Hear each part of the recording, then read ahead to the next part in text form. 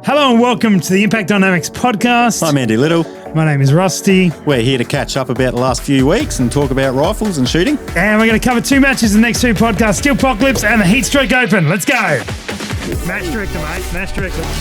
Hello, Andy. Hooray! Hooray. Hope that's enough. We need your vote. Now we've caught up to where we are on the podcast. All right, go on back. Roll the outro. Hello, Andy. Woo, good to be back. Hello. It has been a long time. It's been a while. A long time. Josh is here as well. Josh, how are you? I am too. I'm tucked in my orange corner. It's great. We are on a pink set for some reason. Yeah. Yeah. We'll get into that in a moment. But Andy, it's been 2 months Yes. since you and I have sat in a room and done a podcast together. Yeah. We had a few cheeky ones go out in that time that were recorded prior. But without going into detail, this is what we're going to do for the rest of the show. So don't give it all away now. But what's been going on? Well, I was starting to get withdrawals. I was thinking, podcast, how do we do that again? I did the opener with the wrong podcast name. Did the old one. Anyway. Oh, well, moving on. The last couple of months, been pretty flat out. Got a work trip away in Victoria. But I've been able to sneak in a match, which was the Steelpocalypse in Victoria, at Little River there. So that was really good, being able to duck away for the weekend and get that in. Brilliant. Not much else has been happening for me. Head down working. Yeah. That's it. I bet. Absolutely. Well, we have had a lot going on back here. Yes. Those who are watching us will notice that we're in a different room. Yeah, completely. And not only are we in a different room. It's a different state? No. No, we didn't come over to visit you. We're in Germany. We have moved country for some reason. So, no, we have moved building. We've moved down the road from where we were. Yes. And we are now in the new scoped out projectile warehouse and whatever we do, building here as well. So this is a little bit temporary setup. We've got the same desk, so that's at least familiar. Yep. And then we've just got a plain wall there at the moment, and there's some sound paneling in this room to improve it a little bit, but it's not mounted or fixed or anything yet. Yeah, so bear with us. We just thought you were in town for literally had a couple of hours where we were going to actually get you for a weekend. Yep. And so we thought, and that's why we're still like the shop's open downstairs. We're still at work. That's why you've got Coke and I've finished my lemonade, but there's no gin yet. Coke. Anyway, that's what we're looking. So this is a Friday afternoon, just to be very different, probably like we'll slur less in this podcast. If anyone asks, I'm still working. You're still. This is a Thursday. This is a Saturday afternoon. That's right. That's a great way to be. And so we thought, while you're here, let's make something up. And Josh and the team have put this together. So Josh, we've gone from a blue set, to a red set, but that red set hits the wall and it's become pink set. This is giving me sunset vibes. Is that what you're going for? Yeah, just going for that nice, cool, chilled out night vibe. Okay. Yeah. Okay. Yeah, I'm not feeling it. Yeah. We can change that pretty quickly. Well, that would be good. Can we try a blue sort of vibe, or what else have you got going on? I mean, great for audio listeners, but currently it's throwing me. It's throwing me off. I mean, we can do effects. The red and the that's exactly what we need. We can trigger some people. Well, let's get some triggered me. Wow. Oh shit, they're coming. I gotta go.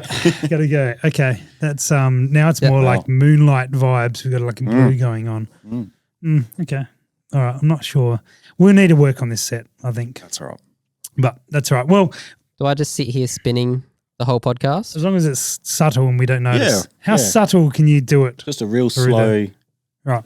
Well, we've got two big things to talk about. Yes. And we're going to actually do that over 2 episodes. Yes.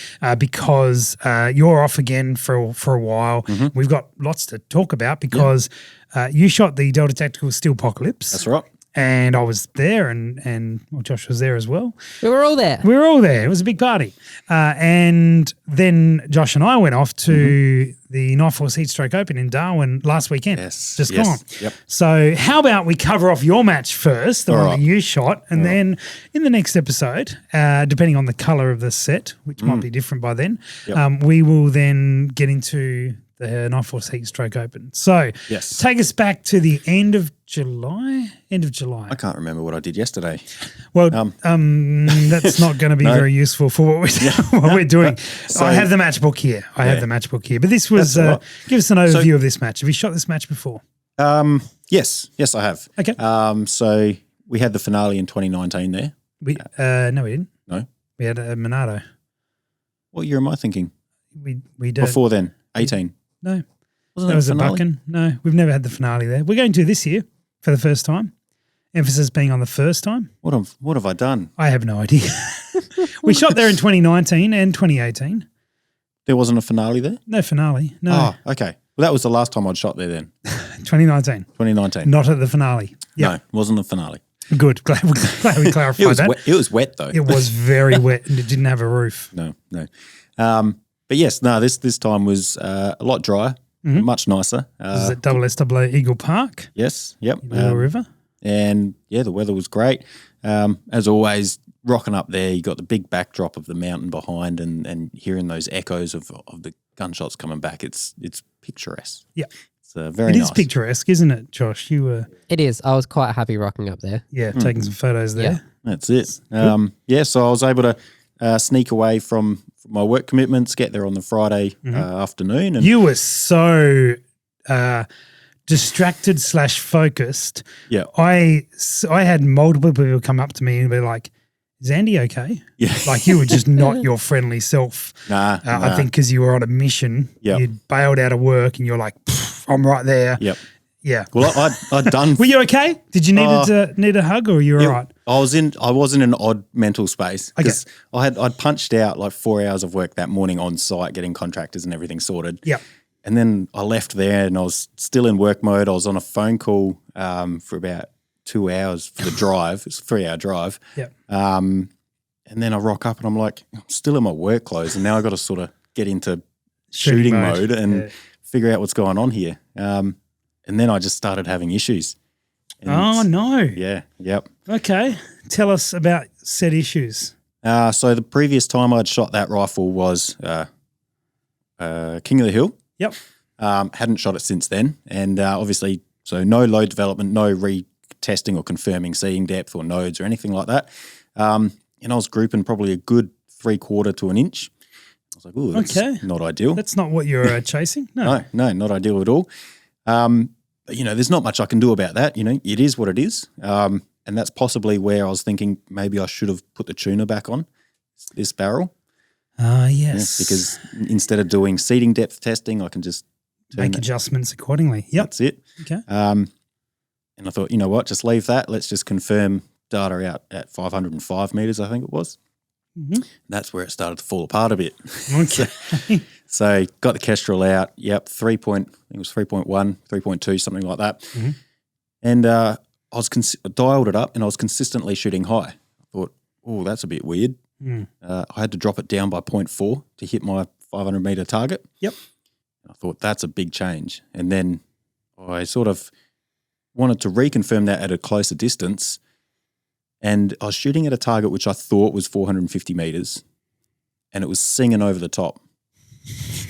And I'm like, what the hell's going on here? I have to hold low at 500 and I have to hold high at 450. I am like, what is going on?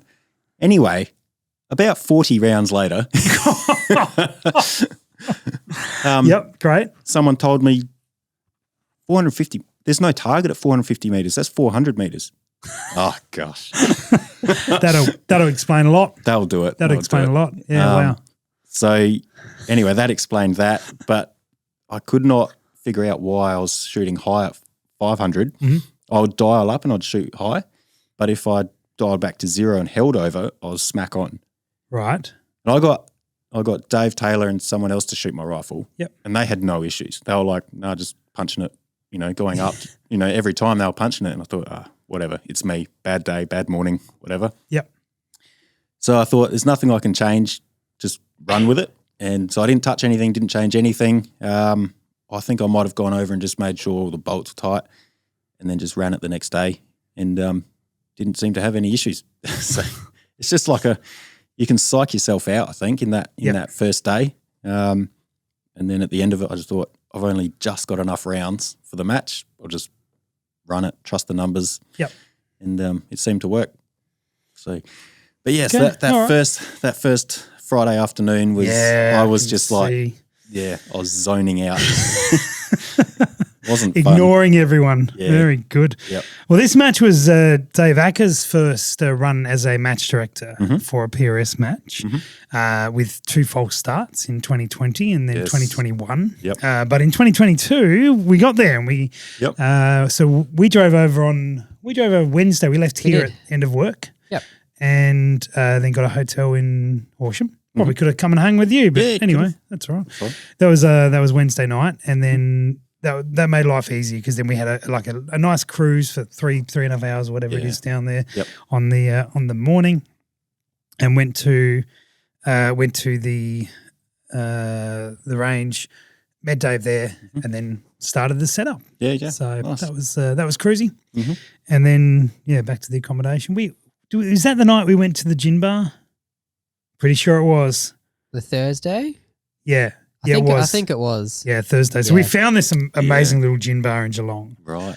Because, this is always where the topic of conversation is going to go to. Yep. And the food was fantastic. So we had Plushy and Tim down there as well. They got there before us, tried the food and said it was really good. So we stayed.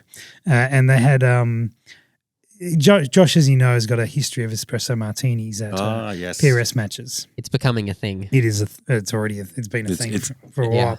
But we got espresso martinis there, and they came with what's that stuff called? That was on top. Fairy floss. Fairy floss. There's just white fairy floss on top. Wow. Because it looked like sheep, and this was the black sheep. Yeah, something like that. Bar or it was something supposed like to be sheep's wool. Yeah. Wow. Anyway, it was good. I think we had 7 of them over a couple of visits there. Anyway. What would that be, like $25 or something for a bit of fairy floss and a they were like $18 or something on those lines. That's good. They were not bad. They weren't great. They weren't great, good. but they were not bad. Yeah. Okay. They're in that middle section. Anyway, more on espresso martinis when we get to Darwin, the Darwin discussion. Anyway, we distracted. When Friday set up, you were ignoring everyone, and then everything else was ticking along well. And then match is what people want to hear about. So let's get into it. We're gonna do one of the old school sort of almost a stage by stage breakdown. Yeah. Yep. Now you're gonna have to fill us in with because I wandered around and helped some stuff, but I don't remember a lot of the stages. So Square Hole Spectacular, Andy. You think I do? Yeah, because you shot them, and you might have slightly Square more Hole Spectacular. options. So this one here had a barricade of some description with squares, holes, and it was spectacular. Was this the Burris barricade? Yeah, this was the Burris barricade. Yeah. Do you remember this one? I remember this one. Okay, Josh. Well, on the start signal, should have moved to the first nominated position in this. This barricade is like I guess almost like a vertical chessboard, and some of the squares are holes. It's the square hole, and some are blocked out. So you're limited in vision on some of it. You move to the nominated position, engage all 3 targets. From largest to smallest with 1 round each. We're at 421 meters, and you're at 3 different target sizes, about 291 mil, 233 mil, 175, and you would shoot from that, and then you would repeat that for 2 other positions. Andy, do you remember anything about this stage? Did you go all right? Did you do well? Did you do badly? I can't remember a lot about that stage, so I must have done poorly. You forget that, push that one out of your mind. Yeah. Mentally blanked out. Yeah, that's it. Very good. Well, it was seemingly a good stage. A bit of a favourite thing for you guys. Like cranked through it, 90 seconds. It was good. We moved on quickly to one. Hopefully, you remember Downtown Uptown. Do you remember this at all? This one, you had the same targets at 421 metres. We're going to go through all these staging, but I don't remember that. I don't remember that. No clue. On start signal, shooter moves to a barricade and engages a right-hand target with 2 rounds from the first position. and then shooter moves to second nominated position. I think these positions were up and down. A lot of these stages are going to be like nominated this position there. So I think you were shooting from a higher position, then dropping down to a lower position. Dave was trying to get you to pop up, pop down, pop up, pop down. No. Doing well, Andy. Did I even shoot this match? Is this the same match that we shot? Did I shoot this one? I don't know. All right, let's well, I do remember this one because there was a video put out, Josh, by you a day or so ago called Chopping Blocks. Yes. I mean the collective you. Yes. No, I remember that one. You remember this one? Yeah. Right. Andy. I've got a very funny photo of Dave carrying one of those chopping blocks. Do you remember the chopping block stage? Hey, that uptown, downtown thing, I reckon I got the video of it. Oh, maybe I do remember it. Watch it quickly. Was it that one? I don't know. With the barricade and then you have to go, it changes time and then it changes time again. Nah, that's not it. That's not it. But that was a good stage. That was a good one. We need to get into that one. Chopping blocks. Do you remember the one with the axes? Yes. Okay. Do you remember anything about it? Yes. Okay, good. Wow, amazing. Well, if I give you a stage, let's try it for the third attempt. If I give you a stage brief, will you be able to tell us anything about you shooting it? Yeah. Yep. All right, let's try this. I'm very skeptical at the moment. Let's go this. 90 seconds, it was 9 rounds. You had a target at 200, 250 and 300, and these were foxes and rabbits. You put your rifle in the designated area, which was...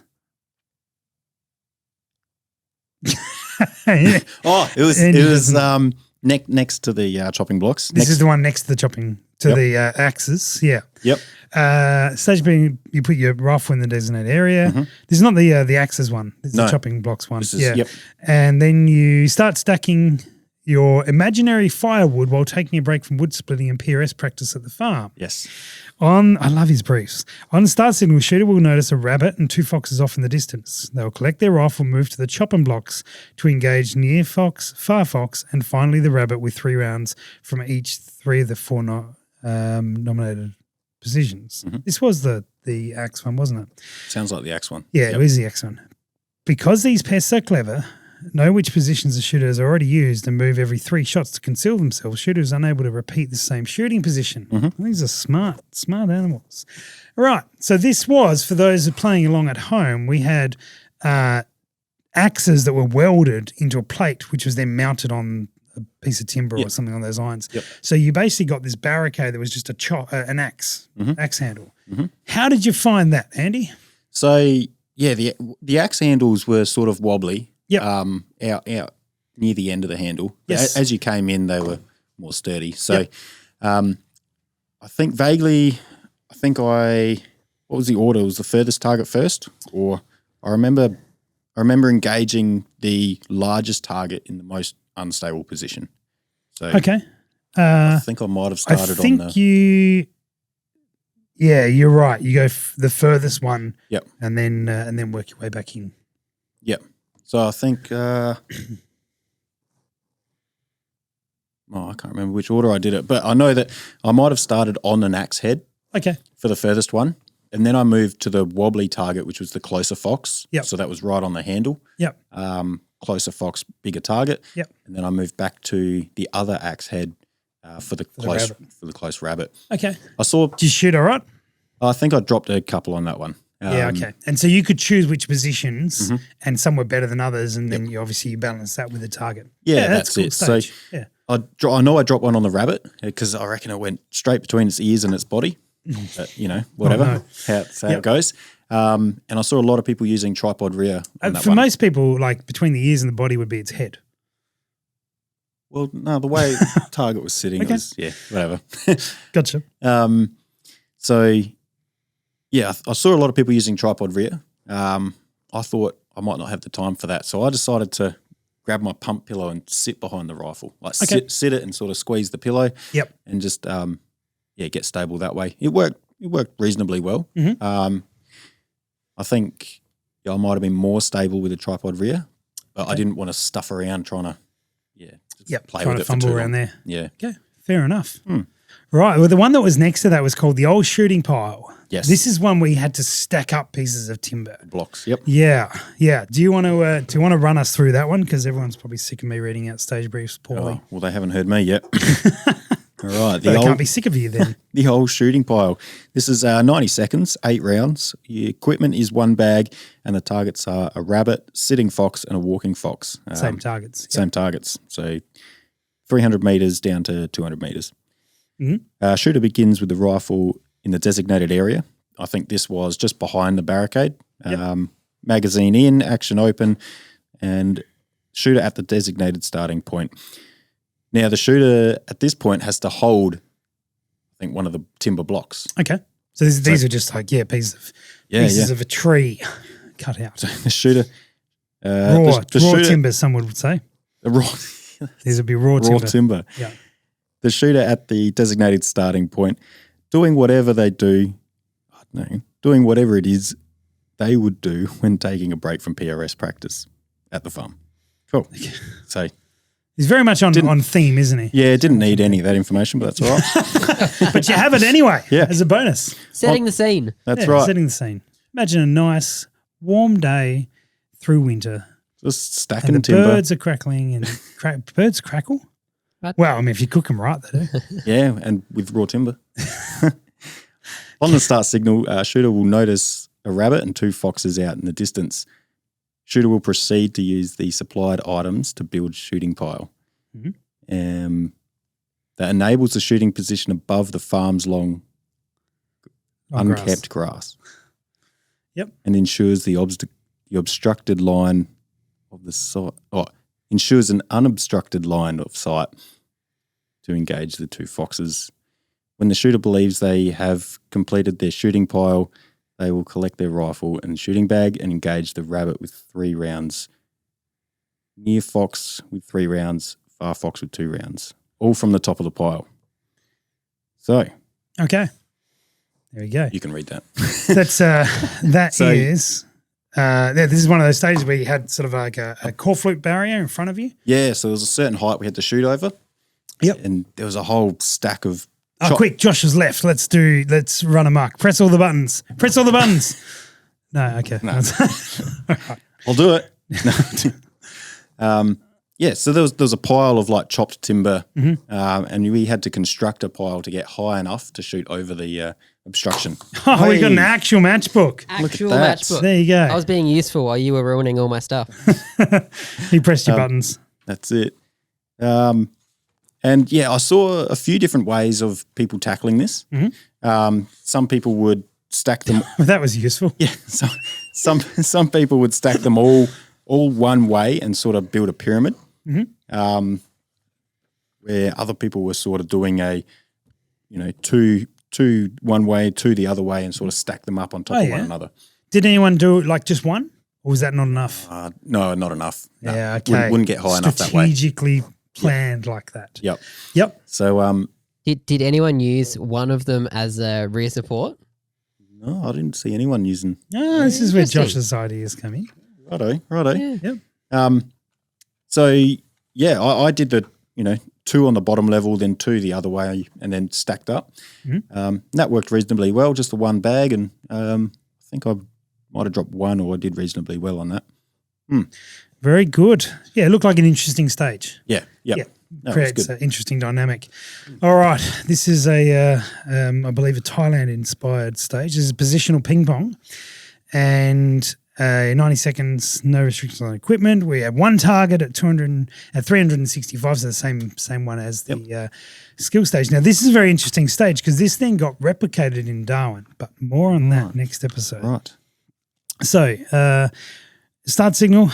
You will have the beep will go as it would normally. And you've got 20 seconds to engage the target with 3 rounds from the first position, which I believe was standing off the top of like a PRS skills barricade. Yep. And then when you either had completed those or the beep went, you would then move down to the next position. Yeah. So you couldn't move down until the beep had gone. Yep. Then your beep would go again after 20 seconds, and then you had 30 seconds to move to the second position, engage the target, which was kneeling, engage the target with 2 rounds, and then return to the first position and engage the target again with 1 round from that other one. That's it. At which point you again wait for the beep, or if you were behind the beep, you would move straight away. You had 40 seconds then to go down prone, shoot 3 rounds prone, 2 rounds kneeling, and then 1 round from the top again. Yep. And basically repeat through. How did you find positional ping pong? Good. I like that one. Yeah. It really came down to building a position quickly and finding your target quickly. Yep. Some people really struggled with building a position quickly and target acquisition. I think I did reasonably well. I've got a video of that one. I'll have to flick it. Oh, there we go. Flick it to Josh. Have a look through that. That's good. Now, I'm curious, how was this run? Was this run well, you may not know, but if that beep went off and you were still completing the part of the stage, did you finish that stage out or did you have to move on? No, if the beep went and you were still engaging targets from the previous bit, the RO yelled out, unload and move. Okay, so that was it. You only had that time frame to do it and then move on. Yep. It's interesting when we get that into that in Darwin. I'll explain how it was run differently up there. Okay. It was a good stage. It was a really, having shot this stage, it was a really good stage. Got you moving through, but also really fundamental. And thinking about it, it was 12 rounds, wasn't it? 12 rounds. Yeah. So people had to get a mag change in there as well. Yeah. Some people forgot, but whatever. That always adds to some fun. We then rolled into PRS skill stage 2, which we won't cover. That's a pretty common one. Oh, I think I skipped on that one. Is there a video of me skipping? I think Plushy has it. Okay. Yeah, there is. Yeah. There's a video of you skipping. We definitely have video of you skipping. We're winding back to PRS skill stage 2. What did you do to skip that stage? And I assume you don't mean like you just didn't shoot it. You actually... No, I don't know. I was getting ready to shoot and we had, so the firing line, your 9 metre run up. Not run up, but skipping line up to the barricade. Yep. And I just heard over the background somewhere, Andy, you should skip. I was like, yeah, okay. I think they were telling you to give it up, not bother shooting this one. You're not that good. I think that's what it was. But I like the way you interpreted it and just been like, nah, screw you guys. I'm still shooting this one and I'm going to skip. Okay. Well played. Yeah, that's it. Played. All right, so, good. Yeah, that beeper went off and I was like starting to walk and then I was like, how do I skip? How do I do this again? Yeah. Anyway, there's a video out there somewhere. There's a video of you skipping. We'll find it. Well, there is also a video out there somewhere of me and Ian skipping. It was a very skip-themed match, it seems, because we were out setting targets. And there was a target that was quite, now Josh is pulling the video up. There's a target that was quite a long way away. Yep. And I think I said, I'll go grab it. And Ian's like, well, I'll grab it. And then we sort of like jokingly skipped. And then I think we skipped long enough, it got awkward that we either skipped the whole way there. You just had to keep going. Or this wouldn't work. So we skipped all like 150 metres to the target. Oh, wow. I don't remember if we held hands doing it. There we go. That's not going to be great. I'm sure you could put it in on the video version. The reason to watch it on YouTube. We definitely will. It'll be in here where Ian and I skipped. Did we hold hands? I don't remember. I don't know if you held hands. No, I think I like Ian, but maybe not that much. Yep. Anyway, fancy field work. Actually, I owe Ian a bottle of gin for other reasons. Fancy field work, the first. Now, this is one of the popular stages, shall we say. This was a very unsupported stage. Oh. How did you go? I'll give you the quick rundown. Two rounds from unsupported, standing, kneeling, sitting, and prone in that order. And you had a target of 200 metres. No bags or anything that no bags cannot be hanging from the range features or touching the ground to provide support for this rifle. It was all just completely unsupported. How did you get on this one? I can't remember my score and I can't remember if it was this match or King of the Hill. Yeah. But I think I burnt too much time in my standing position. Okay. Got to kneeling. Yep. Finished the kneeling, went to go down prone and then beep. Time I was down. like, damn it, prone would have been my most stable. That's right. That's right. So, okay. It's one of those ones where you got a decision to make. Do you burn a couple of rounds quickly so you can get down to the more stable ones? But then you get there and you got like 20 seconds left and you're like, probably should have, a balancing one. It's all right. All right. I'll never practice it, so it's just it is what it is. I love that people are like, oh, no, there's unsupported things, and you're like, we should practice it so you get better at it. And they're like, nah. You're like, but they're going to keep coming back. Yeah, well, they shouldn't. And you're like, but they will. Yeah. Because they're part of practical shooting. That's it. And look, I'm in the same camp. I'm not practicing them because I'm not interested in getting any better. Yeah. As a general rule. Yep. Tripod time. How about you give that one out? All right. Tripod time. We got 90 seconds, 9 rounds, equipment, 2 bags, 1 sling, and 1 tripod. Tripod. Yeah, that's that. I don't giveaway know. was in the name. I don't know why I was tripod time. All right. The targets, we've got a 125 mil at 327 meters and 50% IPSC at 406 meters. Okay. Stage brief. Stage begins with the rifle in the designated area. Magazine in, bolt action open, and shooter at the designated starting point with a fully collapsed tripod in hand. I do like the idea of setting up tripods on the clock. Yep. I think there's people should practice how to. Oh, I've got stories about that for heat stroke, but I shall save them. I surprised myself. Tune in for the next one. Tune in for that. We're teasing the next episode. That's what we do. All right. On the start signal, shooter deploys tripod in the first designated shooting area before attaching rifle and engaging the far target with 3 rounds. After engaging the far target with 3 rounds, shooter moves to the second designated shooting area and engages the near target with 3 rounds. Shooter then returns to the first designated shooting area and engages the far target with 3 rounds. So this one, you had a tripod. You had to set it up on the clock. 3 rounds on the tripod, 3 rounds, I think it was prone. Okay. And then back up on the tripod. I can read it. Your phone was so small. All right. Anyway. Wow, that's a very personal attack. I need glasses these days. All right. I really like that one. I did well. Is that why you liked it? Yeah, that's why I remember it. Yeah, okay. Just remember the ones I do well in. Yeah, fair enough. A lot of people, I think depending on your tripod setup, a lot of people either clipped in or they had bags on their tripod. Yep. I've been enjoying the bag on top of my tripod lately just because it's quick. It's quick, but at the same time, for myself, there's less wobble. And you can just put it on there, find target quickly, and away you go. Away you go. It's the same, and it's like a consistent shooting platform from any other barricade. You put that bag on. Yeah, okay. Yep, that does make sense. Although you have a new goodie, which we'll get into the next one as well. We'll look into that later. We'll talk about that later. Okay, cool. Tripods, very good. I remember seeing that one run. Going down. Oh, maybe later. Okay, well, let's just... this is the name of the stage, Andy and Josh, just so you know. Name of the stage. Thanks for your clarification. Buy me a drink first. I did. I bought you that one. That's what you're drinking. There's no one there. All right, this is called Going Down. There's 2 RPCS targets, one at 300, one at 276. I think this was day 2. Just the one with the crates? I think this crate? one, this is the crate one, which means is it going up? There was another crate one, wasn't there? Yep. Oh, this is still day 1. Still day 1. Okay. So what you would do here is these stages were shot together. These stages were shot back to back. So not like you shoot and everyone in your squad shoots. This was you shoot, you wait a minute, and then you shoot again. Yep. Well, really, the minute was top up your mags and get ready. Yeah. And then you're off again. A minute being the loose interpretation of minute.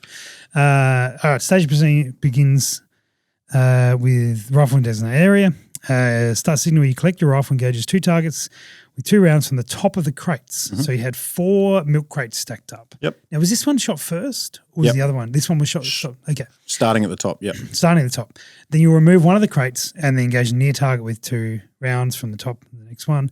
You'll remove another crate, do the same thing with the far target and near target again. So you would shoot far, move a crate off, shoot near, move a crate off, shoot far, move a crate off and shoot near. Then you put the rifle back and then, you top up magazines, do that, give it a minute or so, and then you had to shoot Butter's building blocks, which was effectively the exact reverse. Yep. So you would put a crate in and shoot the 2 near targets, put another crate in, and it was basically just testing out positions. Yep. It was a good spin on what has become a pretty classic stage, thanks to Butters. Yeah. Do you know the history of this stage? No, I don't think I do. This is Butters looking for an extra stage for one of the heat stroke matches years ago. Slap one together. Driving along and saw, and I think I've got this story correct, but saw milk crates on the side of the road and went, oh, that'll work. Perfect. And pulled up, threw them in the ute and drove off. That's brilliant. And that then became a stage which has been played out at many competitions since, both here and overseas actually. And so this is a version of that. Yep. And I had a couple of guys ask, like, why were these done back to back? And I thought it was like a really good idea because it was different and it wasn't too much of a problem, and the barrel had time between the thing to cool down a bit. So 8 shots? These are 8 and 8. Yeah. Sorry, 10 on the first one, 8 on the second one. Yep.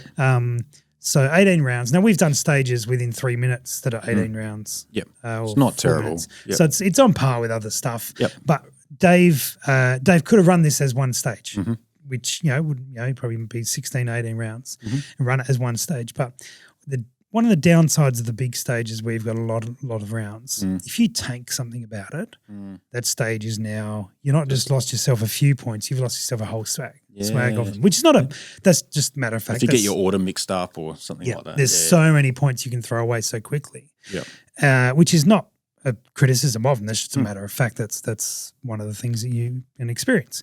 Whereas by doing this, where you're shooting the stage, but you have this break between it, there's some pressure of shooting that big stage, or some of the benefits of doing that. But if you tank the first one, you still have a completely refresh to be able to run the second one. So I thought it was a creative way. Again, it's not something you're going to do every single time. It might appear once or twice a year, perhaps. But I thought it was a cool way of doing it. Yeah, I remember talking to the guys, like those 2 stages it works well for because they are quite similar. Yeah. Yes. If you were to do something that was like 2 complex stages, your brain would be, hang on. You raise a really good point. Yeah, these are you're going down on the thing and then going back up on the thing. Yeah, so they're quite similar. And you're doing basically the same reverse, and it's the same order, isn't it? Near. No, I think the orders were mixed up. You're right. The orders are slightly mixed up. But they were similar enough where you're not running off writing a whole new dope card for the next stage. It was so it was good. Very good. I think I cleaned them. It was good. We didn't clean this one because it wasn't run. Oh, the other one. Sorry, I already turned the page. Well done. Or did I because it wasn't run? Or did you? Did you? I wouldn't clean one because 0 I out of didn't 0. run. Yeah. So then we ran out of light that day on the Saturday, and so one of the things that perhaps we'd forgotten about with not having run a match at Little River for 3 years, and the last match being the 2019 Delta Tactical Steelpocalypse, which the match was fine, but the lead up was not the best. We'll leave it at that. But I was match director and my brain was very much scattered with limited time. And so there was a lot of stuff that we learned about the location that we had to relearn. Yes. And to Dave's credit, I didn't brief him on any of that because I honestly didn't remember it. So there was a few things because that particular stage, if a roo comes onto the range, you have to, that particular range, you have to stop shooting completely, everyone on that range. And then you've got another range that is sharing part of a template, and so you can't go down range too far without them having to stop and back and forth. So there's some complexities on that range. A bit of logistics. Add some time factor. And so perhaps we didn't account enough for that this time around. So that then put us in a position where we had to run some of these stages out on the Sunday morning, which of course ate into the time. And to the credit of all the shooters and the kangaroos, I guess, we ran through pretty quickly on that Sunday morning. But then had decisions to make about what to do. And we had a bank of like 90-second stages and a bank of 60-second stages. And the intention was that on each location you would shoot a 60 and a 90 and then move on. Dave made the call to shoot the 90s first and get through all of them because, potentially a bit more points and they're the longest stages, and then look at where that was going to finish for the day and then see if we still had time to run the 60s. Turns out, spoiler, didn't have time to run the 60s. No. And I don't think it was any less of a match. No, there was still 15 stages. It was still a lot going on. It was a lot, Yeah, so there's a bunch of stages in here which we didn't run. So we're going to leave them and talk about the remaining 4 or 5. Yeah, I think day 2 overall I did a lot better as well. Like I was saying, on the Friday I was mentally not there. The Saturday I did well the first couple of stages, but it all sort of went downhill. And then I was still just trying to pick things up and mentally get into it again. And then Sunday I did really well.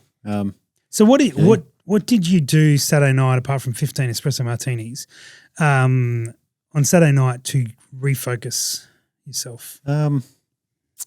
Or Sunday morning or whatever? You came out to dinner with everyone on Saturday night. Yeah, it was a pretty low key night. Yeah, it wasn't big. Not many drinks or anything like that. Had a good sleep. Well, no, I didn't really. It was in the swag and it was freezing. That changed very quickly. Let's be honest. I had a fantastic sleep, except I didn't. Yeah. No, I can't put it down to one thing. I think it's just lack of practice. Like I think if you and I'd like to do this for the finale. If you can get out, win, do better. Like get out shooting before a match, like 2 or 3 days before a match. Sure. Go out, run some stages, practice dry fire, get your head in the game before you go to a match. Yep. And I think mentally you'll already be there. Where for myself, it took a day and a half to sort of get bring yourself up to it. Yeah, get good on the Sunday. Yeah, unwind from work and do all those sort of things. That's it. Yeah, that's fair enough. Fourth and back. This was stages on the Sunday. This was a K-Whale rack at 421 and then a IPSC target at 200. Pretty standard generic stage where you will shoot the far targets with a couple of rounds and then you come back to the near target and then you go back out to the far target and come back in. Nothing too complex about that. Do you remember this stage? Yeah, went well. They're often good fun because you're dialing and you're changing. Yep. I think out there the wind was that prone? Yes. Yep. The wind was quite switchy out there because I think with Little River there's sort of a gully or you got that full hillside and out as you go to distance it will really pick up. Yeah. And you're sort of watching all the bushes and shrubs around the places, but sometimes they can mislead you. Yeah, absolutely. So you just got to watch how the plate swings and where the dust goes. Absolutely. Spotlight special as we cruise through the last of the stages. All right, spotlight sets. Oh, yeah, one of them. Yep. Before we get on to that, speaking of mumble jumble, we have to thank our sponsor. We do. Which is the Bearded Chap. For those guys who have not been paying attention, the Bearded Chap, which is Andy is sponsoring this episode. So you can go to thebeardedchap.com/impact or use the code impact and that will support the show. This, Andy, is one of their newest products. It has become one of my favourite products from them. This is Matte Cream. Now, apart from a really good name, this is a natural hair product. Open that up, smell it. It smells amazing. Josh, stop giving things away. Well, he might not like it. He might say the opposite. He'll love it. It's natural. Oh, yum. That could have gone either way. You're right. Yeah. No, that's you could put a wick in that and burn it. We should try that. Josh, can you get a wick? Actually, we got smoke detectors in this room. They're just outside. Oh, it just smells so. I want to eat that. Bearded Chap, just start putting wicks in your jars and have a candle light. So this is hair stuff, and it is good hair stuff actually. That smells great. That is that's the Matte Cream. So you can go to thebeardedchap.com/impact or use the code Impact. There we go. Look at us doing these things. I said that with confidence. All right. Do you want to do it again? You can use the code Impact to support the show when you go to the Bearded Chap. So anyway, check it out, the Matte Cream. It is brilliant. And of course the beard oils and stuff like that. That's great. On to Spotlight Special. Spotlight Special. All right. Time is 90 seconds. We've got around. If any other PRS shooters are looking to host a podcast and based in Adelaide or willing to drive. Might get some decent content. No chance. I'm still here. All right. So we've got 90 seconds, 10 rounds. Equipment is one bag. Got 2 walking foxes at 249 and 2 50% IPSCs at 302 metres. Yep. Shooter begins port arms at the designated starting point with magazine and action open. Magazine in and action open. Okay. Just to clarify. Going to open your magazine. Yep. On the start signal, stage officer will flip a coin and with sides that correspond to each row of targets. I remember this one now. I was like, a coin? Oh, I don't remember a coin. It wasn't a coin. It was a hockey puck. Yes. Like, that's right. I didn't see no coin. All right. Once the coin flip has been called, shooter moves to the barricade and engages the near target with 3 rounds and the far target with 2 rounds in the row that corresponds to the face-up side of the coin. So it was either left or right. Yep. 2 rows. Yep. After engaging all targets in the first row, shooter repeats the process on the remaining row of targets. So, 4 targets all up, a far one and a near one, and you had a left row and a right row. Yep. Pretty much. As you're walking up on the beep to your barricade, flip the hockey puck, and they'd say, all right, you're starting left or starting right. Yep. It was pretty straightforward. The barricade was a tray tub. It was from the ute. Yeah. Yep. That was good. And it had a round bar on it. So they would spin. That would, spin. So the balancing was a bit iffy. Like it was, it's really, I decided to sort of, what did I do? Yeah, just really the medium and then try and find the balance point in my rifle. But there was still a lot of of wiggle. Up and down wobble.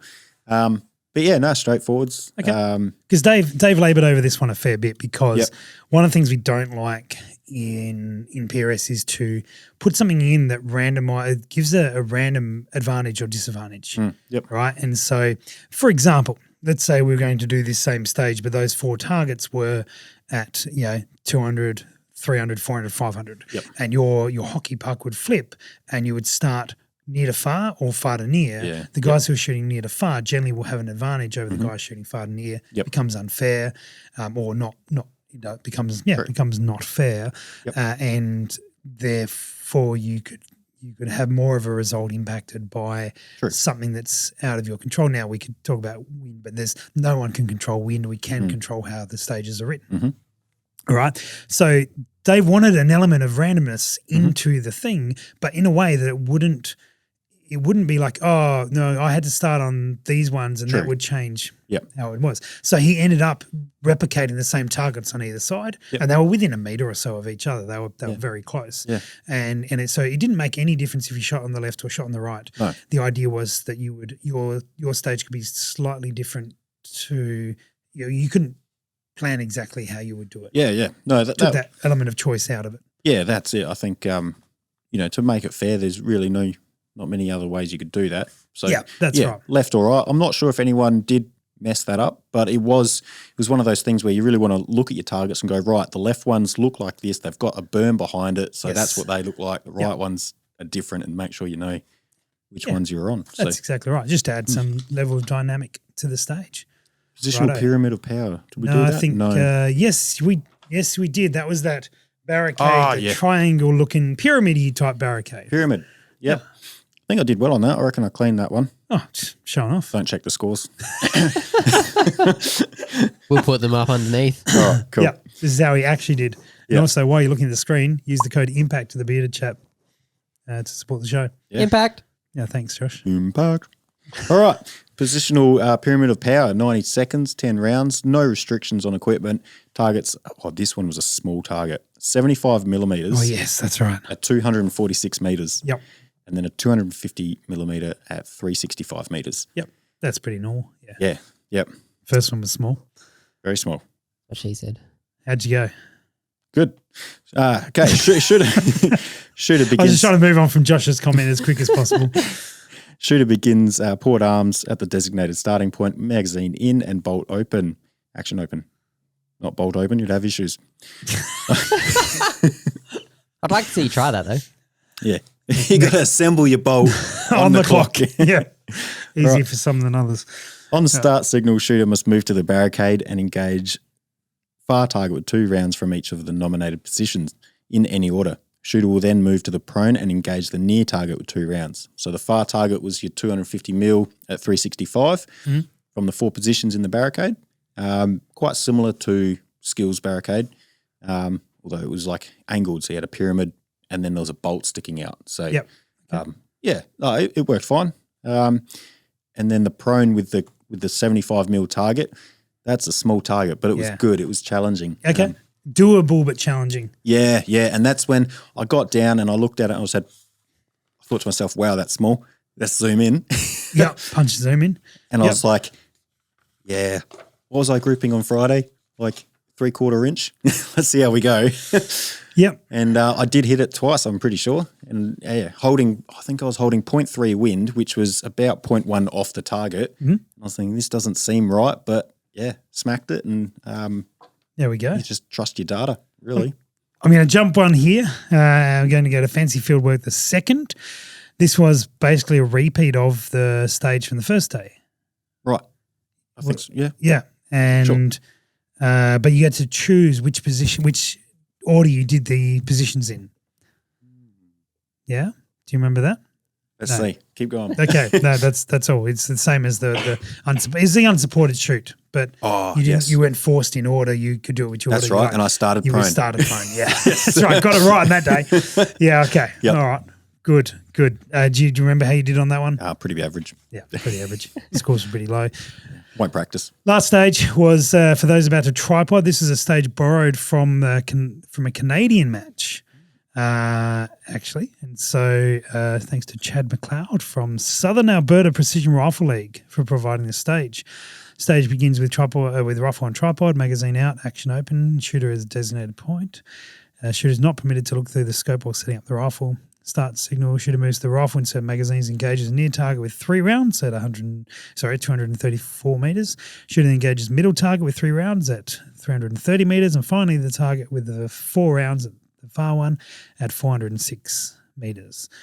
There was tripods provided. This stage actually got adjusted. It went from 120 seconds and 10 rounds down to 8 rounds with 90 seconds. Okay.